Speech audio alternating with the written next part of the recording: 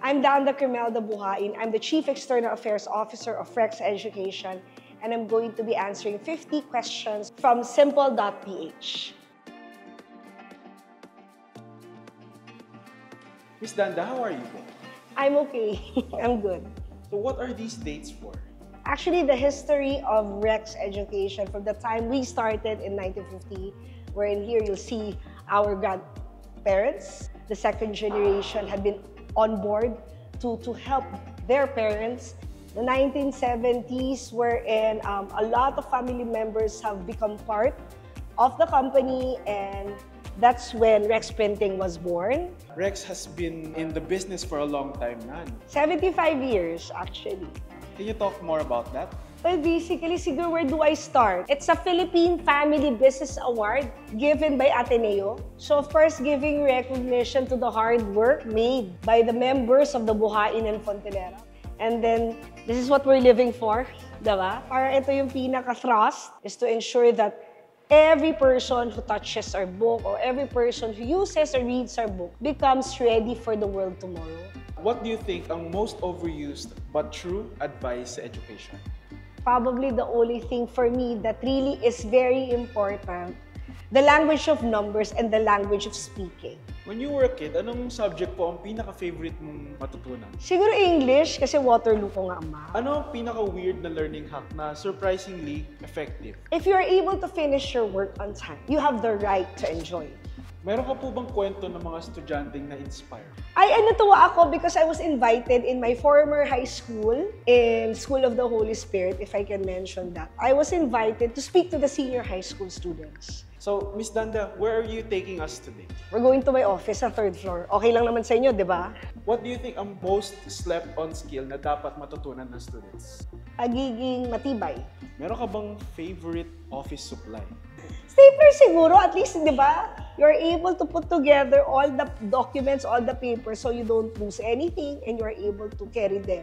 Ano ang pinaka-random na bagay na nasa work desk mo ngayon? Ay, naku, napakadami. Kung may isang libro na dapat i-require basahin ng lahat ng tao, what do you think? Kung magpapakabait ako, Bible. Bakit po?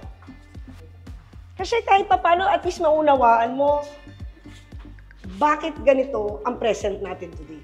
Miss Danda, this is your office. Yes. Natawa ko. Yes, why? What's wrong? Pero I noticed you have a stack of books there. What are those? My favorite books. Can you explain them? These are the things that I am focused on reading all the time. Kapag super stress ka po ba, anong ginagawa mo para bumalik sa focus mo? I really find time to be with my peers. If you could have lunch with any historical leader, sino at anong itatanong mo sa kanya? Siguro sa akin si Jose Rizal. I really want to understand where his motivations are. Kaya pa kaya natin makagawa ng mga Jose Rizal sa panahon ngayon? Ito for fun lang po. Coffee, tea, or chismis? Siguro para sa akin, tea. Mas madali po bang matuto kapag may kasamang snacks? Oo, kasi kahit pa paano, ewan ko, for some reason, ang sarap kasing magbasa that you're munching on something. Ano ang pinaka-hilarious na misconception tungkol sa trabaho? Na nakikipagtsikahan lang ako. Hindi nila alam sa pakikipagtsikahan ko, doon lumalalim ang relasyon ko sa aking mga kausap. Nagkakaroon kayo ng connections, nagkakaroon ng connectivity and everything. Sasabihin mo sa sarili mo, this is more than just chismisan. This is real market intelligence. Team Night Owl ko po ba or Team Early Bird?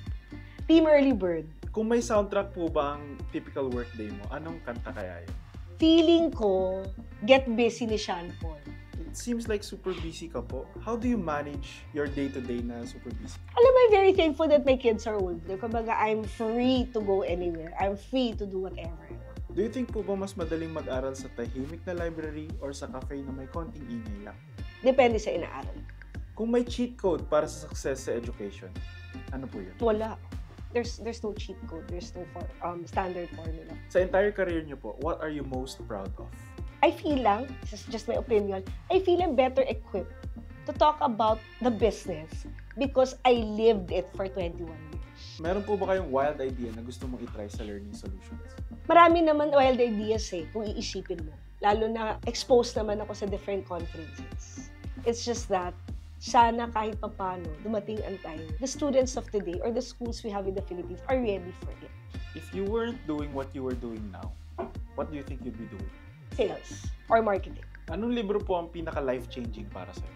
Actually, all the books that I read about the best women leaders, CEOs, Sinong woman leader po ang ina-idolize niyo? Michelle Obama. Ano po ang pinaka-random na bagay na natutunan niyo recently? Parang ang sa akin, may pera siya lumang bagay. Hindi lahat ng luma dapat na lang munang ipamigay. Kung itong office niyo po ay may motto, what would be your office's motto? I want this office to be a fun place. Ano po ang dapat i-rebrand sa traditional way of learning? Siguro yung mga matatanda, the older people, really have to embrace some changes. And what would you say is the best career decision you've ever made? To be part of Rex, to be able to help, to give back to this company what Rex has given to all of us. Kung ang success ay pagkain, ano siya at bakit? Eddie cake, sarap eh, tamis. Meron ka bang iconic na phrase na lagi mo sinasabi sa meeting? Ako lang naman to. Opinion ko lang naman to. Meron ka bang babaguhin sa sistema ng edukasyon ngayon if kaya mong bago? Marami. Ano ang unpopular opinion mo about learning? Accessible for all. Meron bang tao sa buhay mo na you would consider your mentor?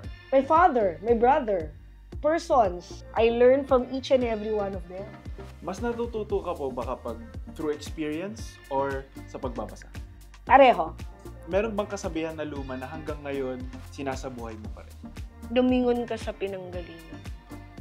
Kung bibigyan ka ng super fast internet connection or unlimited books, anong pipiliin mo? Unlimited books. Gen X ako, gusto ko pa rin mag-underline, mag-encircle ng books at amuyin yung pages na yun. What is the moment na nagbago ang perspective mo sa education?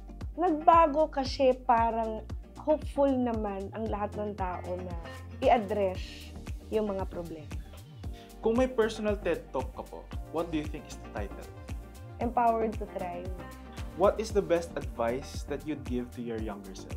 Huwag maging tamad ng bata. Tamad ko mag-aral dati.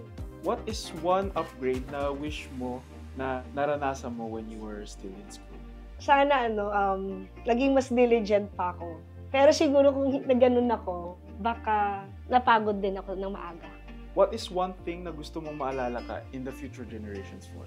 A modern face of education. Miss Danda, last question na po tayo. Ano? Kung learning is a Filipino dish, ano tingin mo ang last niya? Adobo. Basic siya, pero maraming version. Alright, Miss Danda, you've completed the 50 simple questions with us. Oo, nahirapan ko. Simple.ph. Living made simple.